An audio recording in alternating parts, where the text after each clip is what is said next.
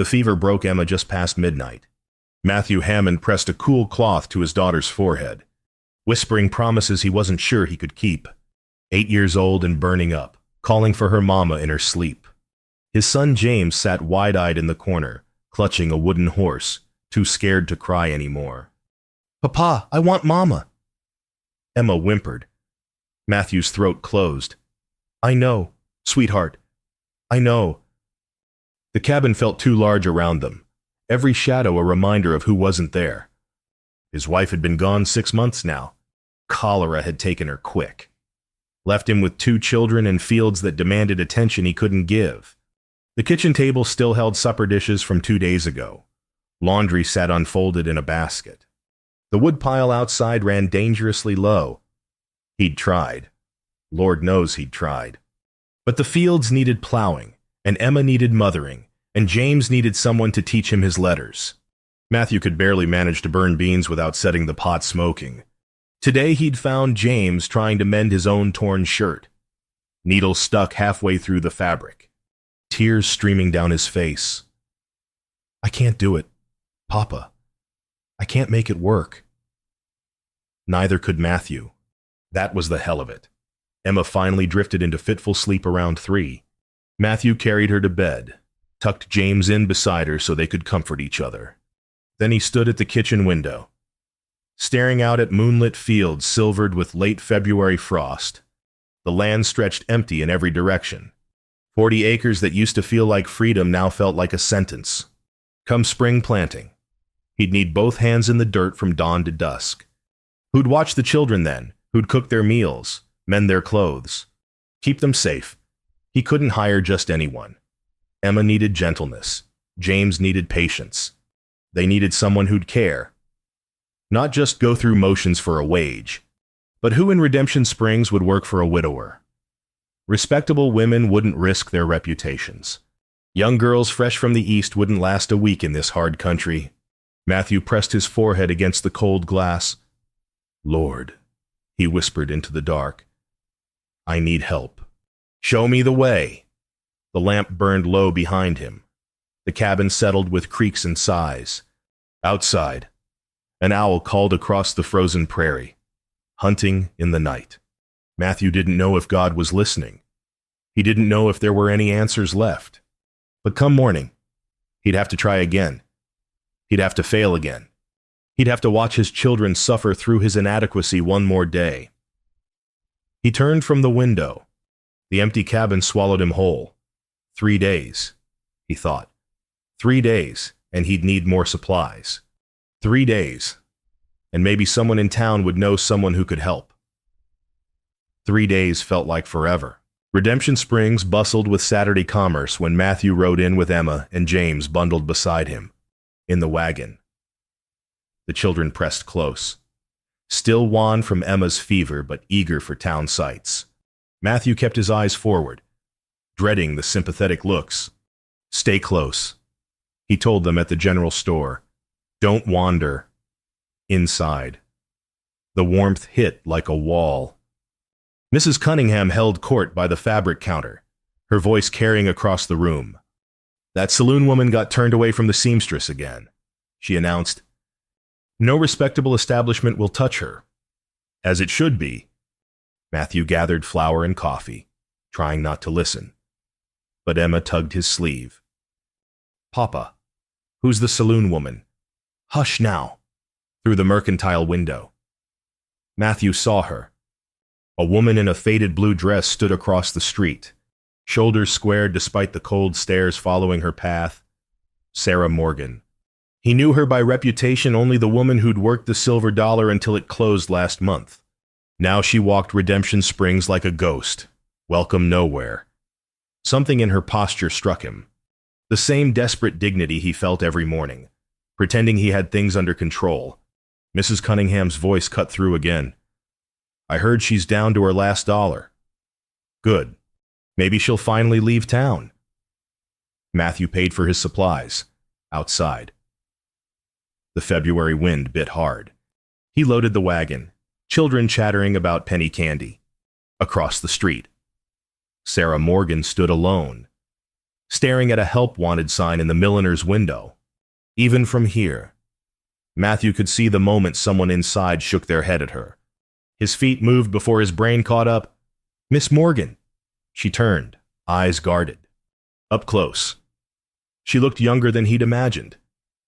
Maybe 30, with tired eyes and careful hands. "Mr. Hammond?" Her voice carried the flat tone of someone expecting rejection.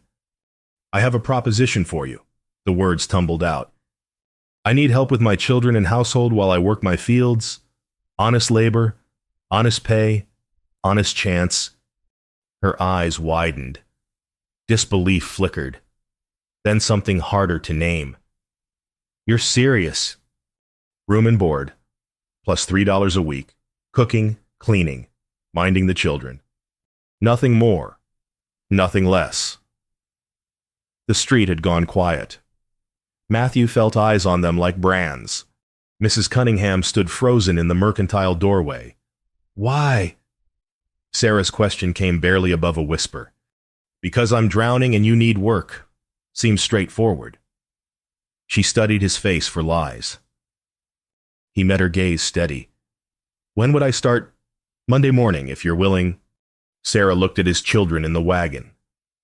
Emma waved shyly. James hid behind his sister.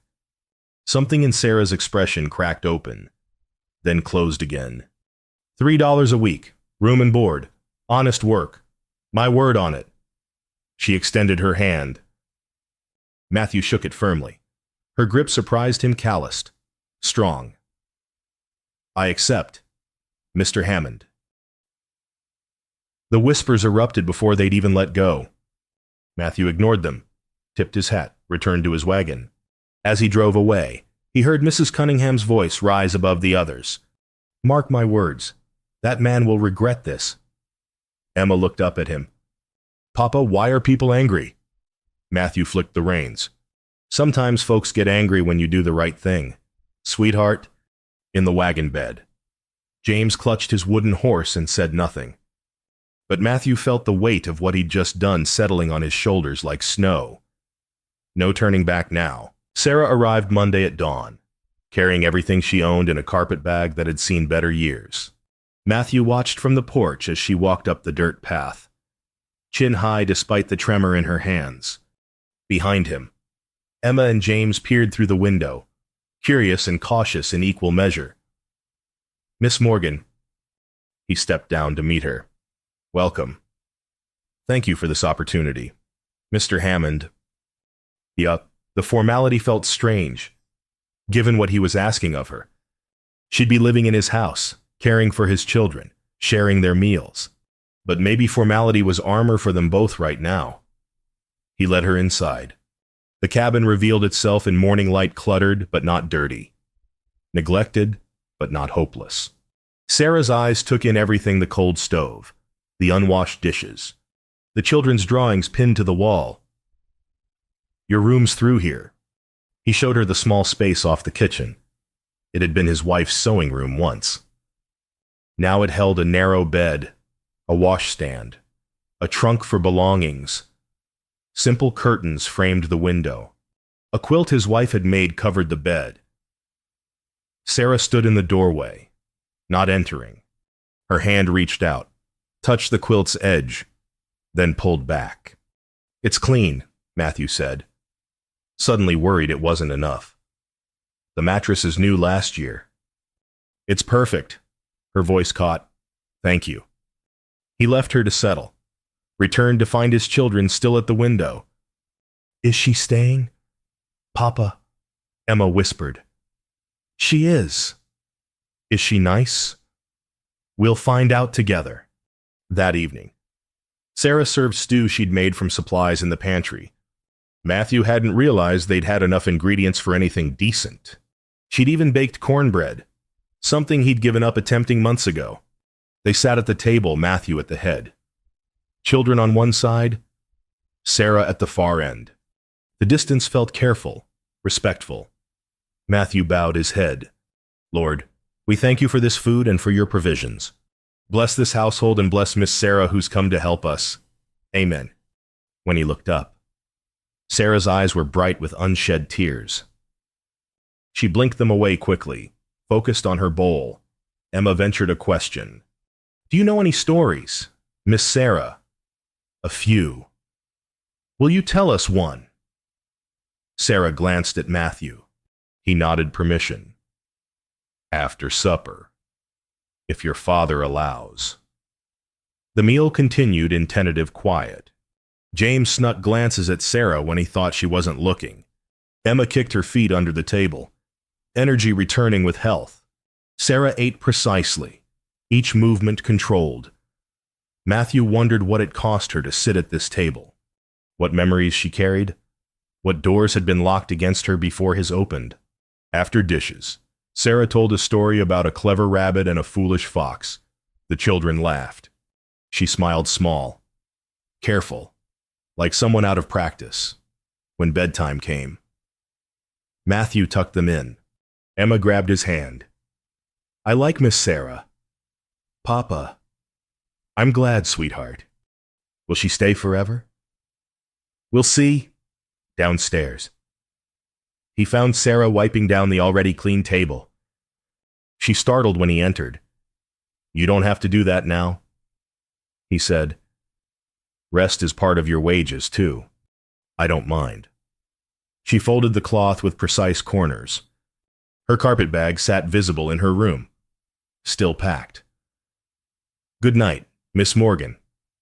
"Good night, Mr. Hammond." He climbed the stairs to the loft where he slept now, giving the children the bedroom below. Through the floorboards, he heard her moving in her room, the creak of the bed. A long silence.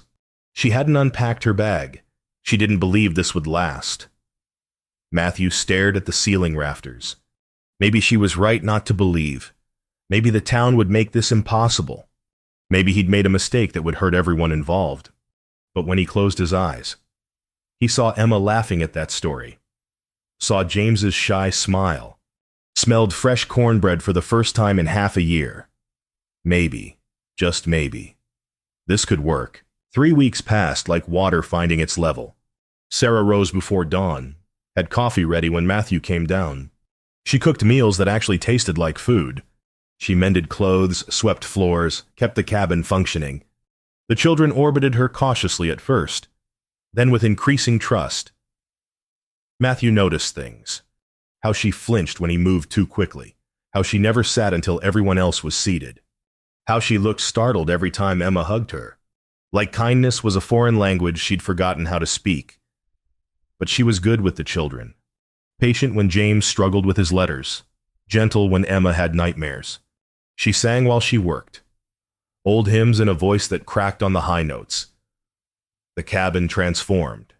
Warmth returned to corners that had felt cold for months. Order replaced chaos. Life breathed easier. "Miss Sarah showed me how to make my bed proper," James announced one morning. "Did she now?" "She said soldiers make their beds tight enough to bounce a coin. Can we try?" "Papa." Matthew met Sarah's eyes across the table. She ducked her head, embarrassed. "Sounds like a fine skill to learn." Emma began hovering near Sarah while she worked, chattering about everything and nothing. One afternoon, Matthew came in from checking fences to find them kneading bread together, flour dusting both their noses. "We're making clouds. Papa?" Emma laughed. Sarah's smile reached her eyes for the first time. Then she noticed him watching, and it faded, replaced by careful neutrality. "Supper will be ready at 6, Mr. Hammond." "I'm obliged." On that Saturday, Matthew rode to town for supplies. The temperature had risen slightly, March winds scouring the prairie instead of February's bitter cold. At the general store, conversation stopped when he entered. He ignored it, gathered what he needed. At the counter, the clerk tallied his purchases without meeting his eyes. "That'll be $4 even. Hammond." Matthew paid. Outside, he loaded the wagon and found Mrs. Parson waiting. "Matthew, might I have a word?" The minister's wife smiled, but her eyes stayed cold. "Ma'am, some of us are concerned about those poor children, exposed to such influence. My children are well cared for, Mrs. Parson. But surely you understand the concerns. A woman of her background, around innocence. Miss Morgan's background is her own business. She works hard and treats my children with kindness. That's all that concerns me. Mrs. Parsons' smile tightened. The church has a responsibility to its community. Matthew, to guide those who've lost their way? I know my way just fine. Ma'am, good day. He drove home with tension knotted in his shoulders. The town wouldn't let this rest. He'd known that from the start, but knowing didn't make it easier. At the farm, he found Sarah in the garden plot, turning soil that had sat frozen all winter. Emma and James helped nearby, mostly just playing in the dirt. Found some early seeds in the pantry, Sarah called. Thought we might get peas in before true spring. That's fine thinking. She smiled at the children, then caught sight of his expression. Her own face shuddered closed. Was there trouble in town? Nothing that matters, but it did matter. He saw it in how her shoulders tensed, how she glanced toward the road like measuring escape routes. That evening, James asked to show Sarah his wooden horse. She admired it with genuine interest, asked questions about the carving. When James explained his papa had made it, Sarah looked at Matthew with something like respect. You're talented, Mr. Hammond. Just whittling, keeps hands busy. After the children slept, Matthew found Sarah on the porch, wrapped in a shawl against the cooling air. Near the doorstep, a single purple crocus had pushed through the last snow. She knelt beside it, touched the petals with careful fingers. Matthew watched from the doorway. She looked young in the twilight, vulnerable. Then she turned, saw him, and the walls came back up.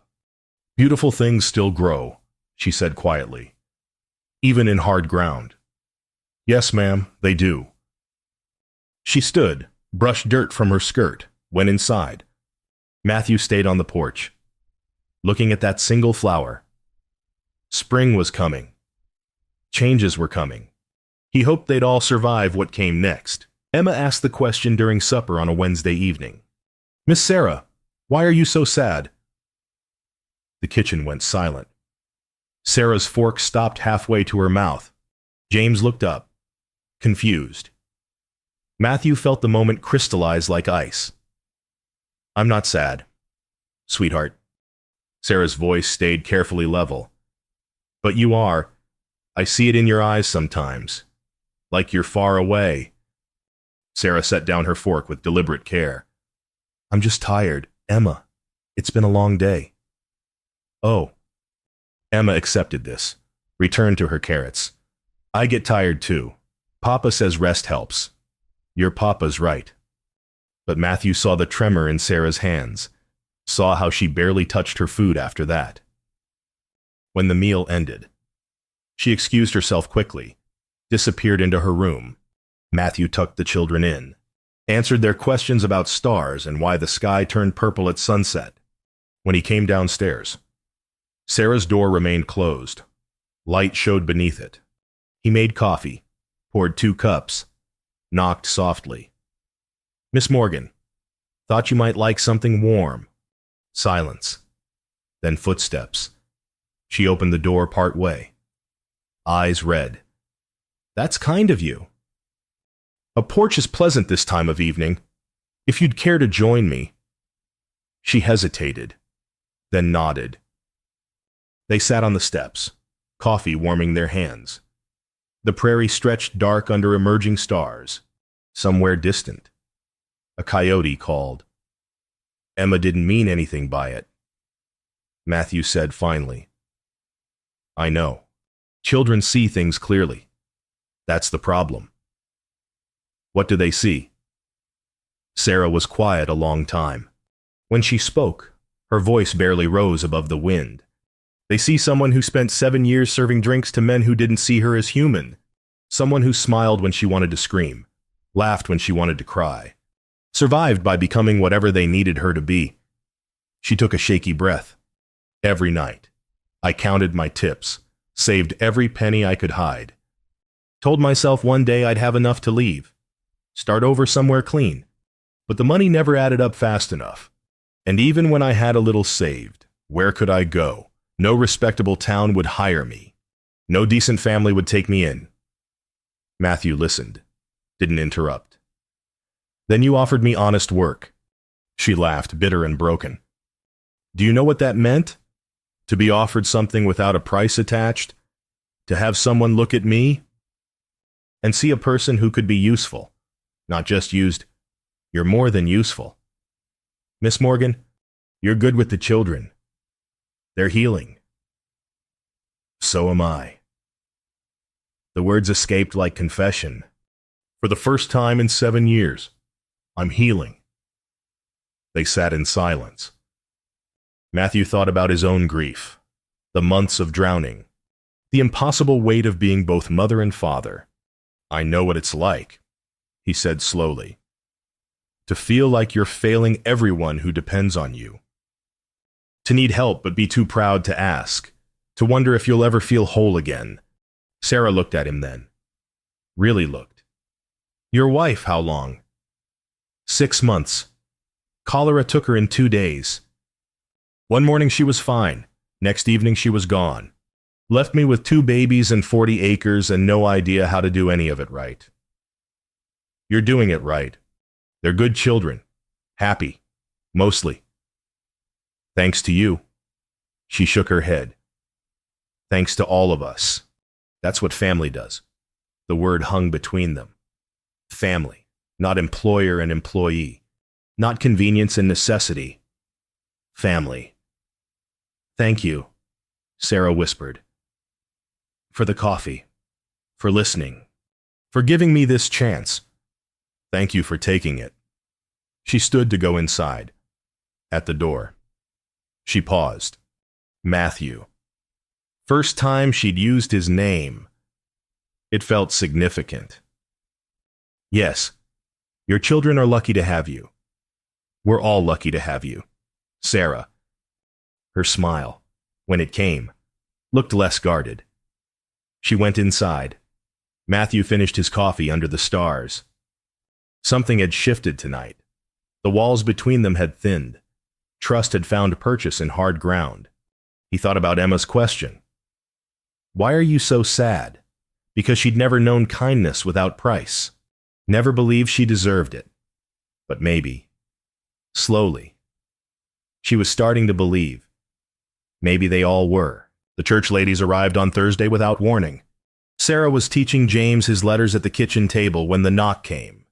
Matthew was in the far field, checking irrigation channels. Emma played with her doll on the porch. Sarah opened the door to find Mrs. Parson, Mrs. Cunningham, and 2 other women whose names she didn't know. Their smiles cut like knives. Miss Morgan, we've come to check on the children's welfare. Sarah's stomach dropped. The children are fine. Perhaps you'd like to return when Mr. Hammond... This won't take long. Mrs. Parson pushed past her into the cabin. The women spread through the small space like a contamination. Touching things. Opening cupboards. Inspecting with critical eyes. Sarah stood helpless. Fury and shame warring in her chest. Seems clean enough. Mrs. Cunningham admitted grudgingly. Children. Come here, please. Mrs. Parsons' voice rang with false sweetness. James emerged from the kitchen. Emma from the porch. They looked uncertain, scared. How are you both? Are you being treated well? Yes, ma'am, James whispered. And this woman, she doesn't do anything inappropriate. Does she? Emma's face screwed up in confusion. Miss Sarah reads to us and tucks us in. She makes good biscuits. But surely you understand this situation isn't proper. A woman of her background, around innocent children. She's nice. Emma's voice rose. Fierce. She teaches us things and helps Papa, and she doesn't yell even when James spills milk. The defense seemed to make it worse. The women exchanged loaded glances.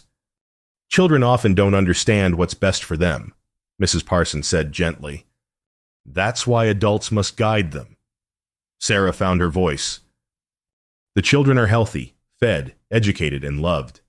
What more do they need? Proper influence. Miss Morgan. Moral guidance from suitable examples. The words landed like blows. Sarah absorbed them. Let them settle into the familiar ache of unworthiness. I think you should leave now. We'll leave when we're satisfied. And we'll be speaking to the parson about this situation. Children deserve protection from corrupting influences. After they left, Sarah shook so hard she had to sit. Emma climbed into her lap. Don't be sad. Miss Sarah, you're not bad. They're wrong. Sarah held the girl close. Couldn't speak. When Matthew returned that evening, she told him everything.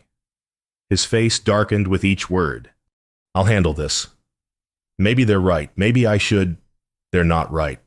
And you're not going anywhere. But Sunday came. And with it, church. Matthew insisted they all attend as usual. Sarah stayed home, cleaning the already spotless cabin, trying not to think about judgment rendered in her absence. She watched from the window as the wagon returned hours later. James's face was tear-streaked. Emma looked furious.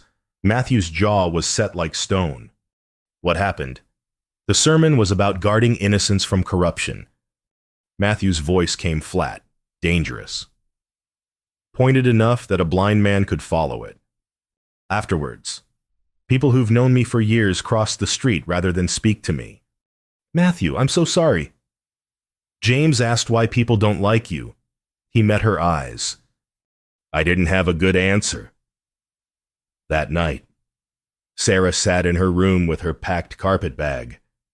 The inevitable had arrived. She couldn't let these children suffer for her presence. Couldn't let Matthew lose his place in the community for a woman everyone knew wasn't worth saving. Emma's voice echoed in memory. You're not bad. They're wrong. But children didn't understand how the world worked.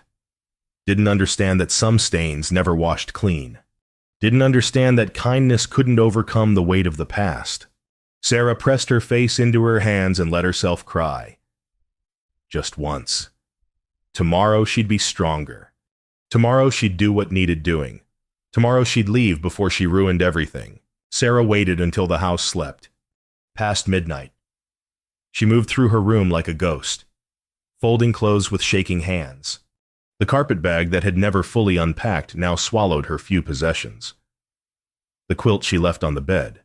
It belonged here, to this house, to people who deserved warmth. At the table, she wrote by lamplight Matthew, Emma, James. Thank you for your kindness. It's more than I deserved. The children need a future I cannot give them. They need acceptance in their community, opportunities that close when I'm near them. Please know that these weeks in your home were the happiest I can remember. You showed me what family could be. I'll carry that with me. With gratitude. Sarah, she set the note where he'd find it. Took one last look at the cabin that had briefly felt like home. The crocuses by the door had multiplied. Purple promises of spring she'd never see bloom. The road stretched east under starlight. Sarah walked, carpetbag heavy in her hand. Away from Redemption Springs. Away from judgment. Away from the only place she'd felt human in 7 years. Better to wound herself than watch them suffer for her presence. Behind her, the cabin's windows went dark.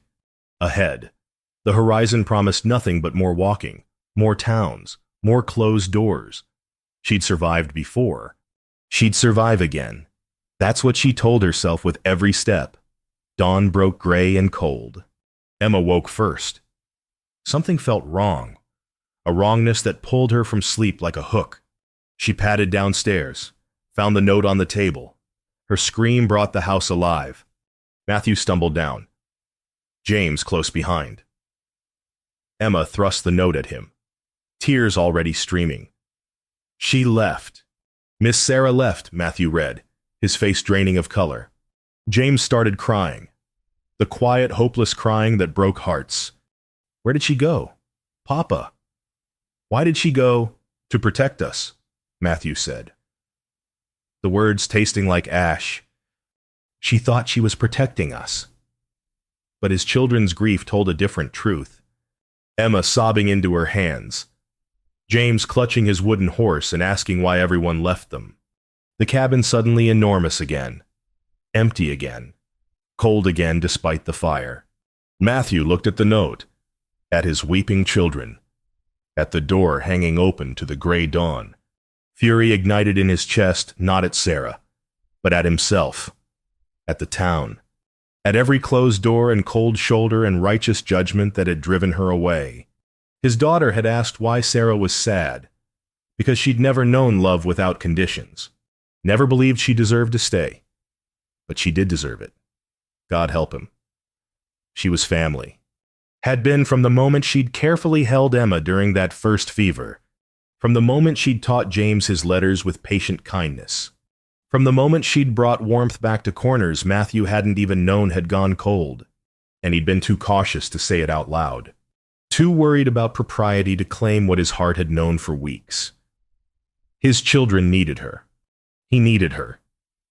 The town be damned. Stay with Mrs. Jensen, Matthew ordered, already moving toward the door. I'm bringing her home.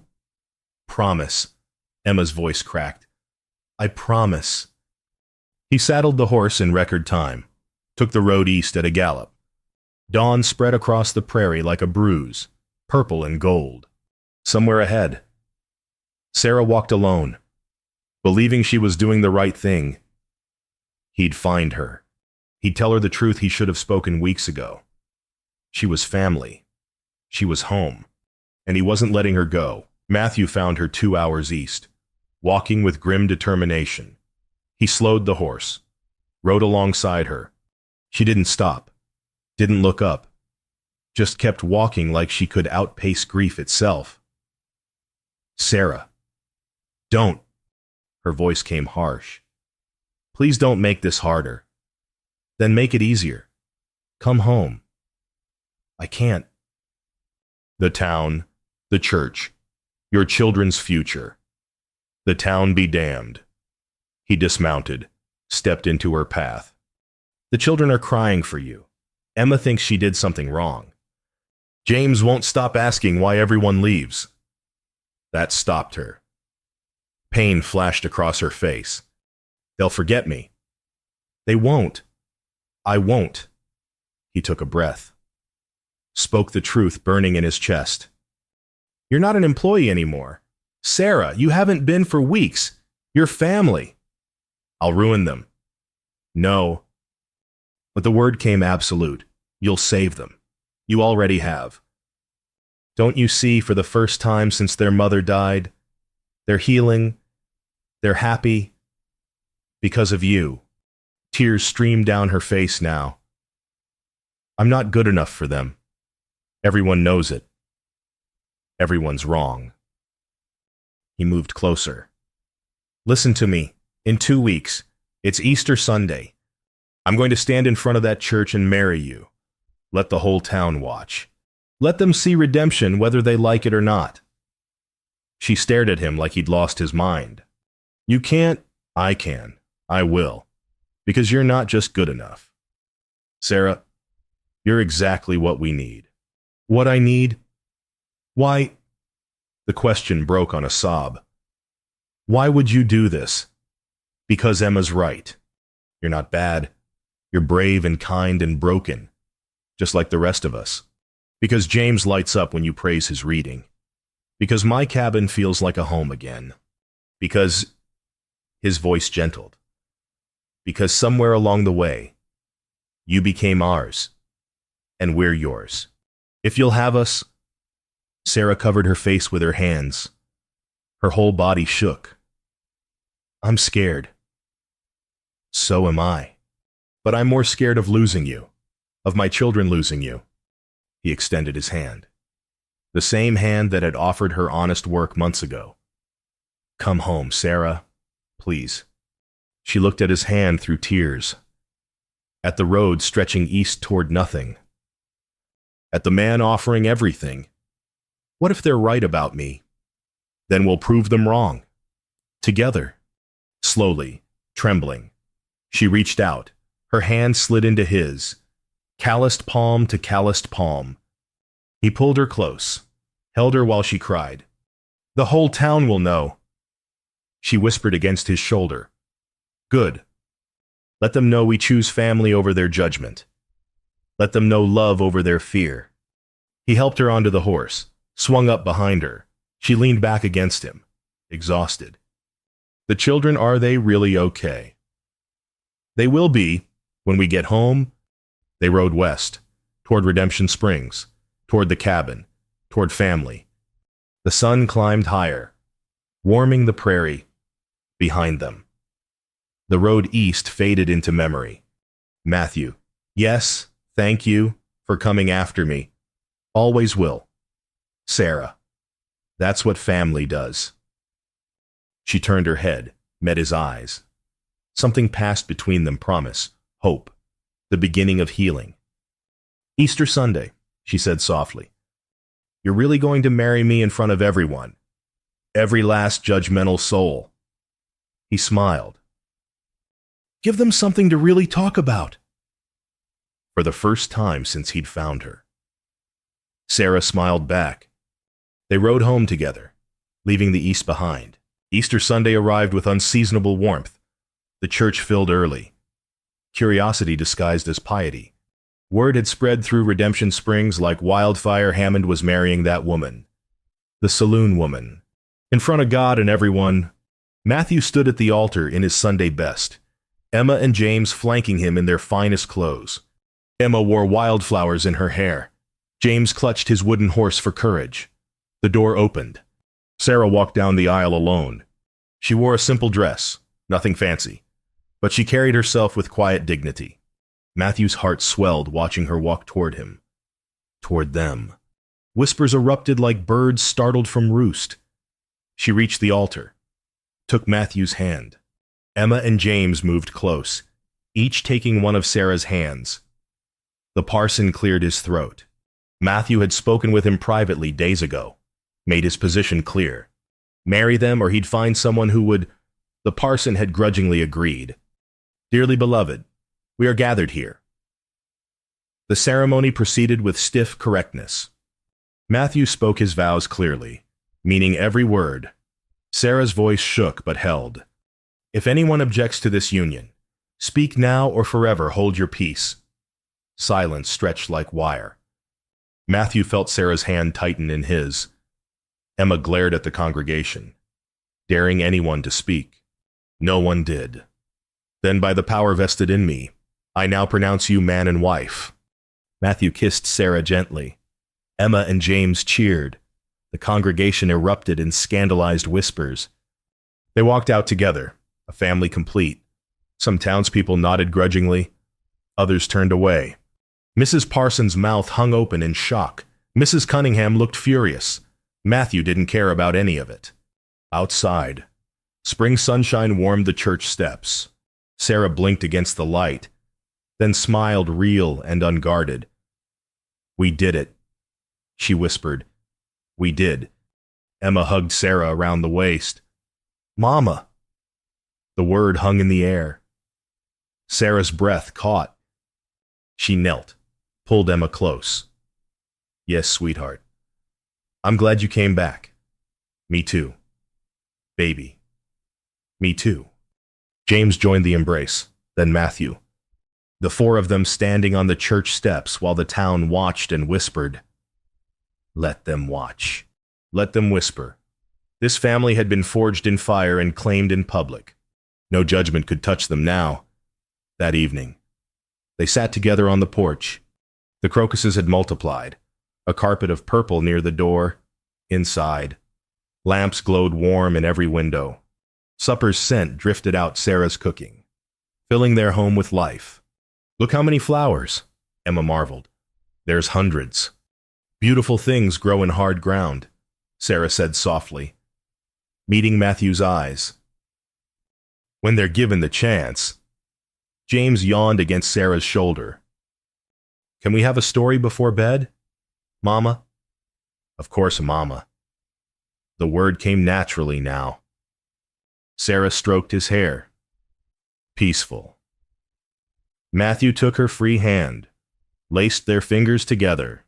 The prairie stretched around them, vast and open. The road that had once meant escape now meant home, a beginning, not an end.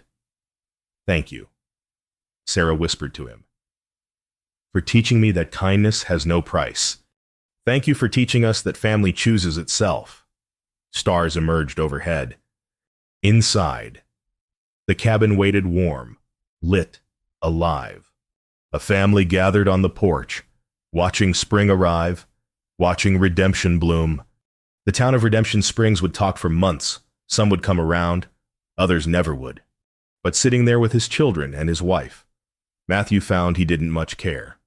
They had everything that mattered. They had each other. They had home. They had hope. The door stood open behind them, light spilling out into the evening.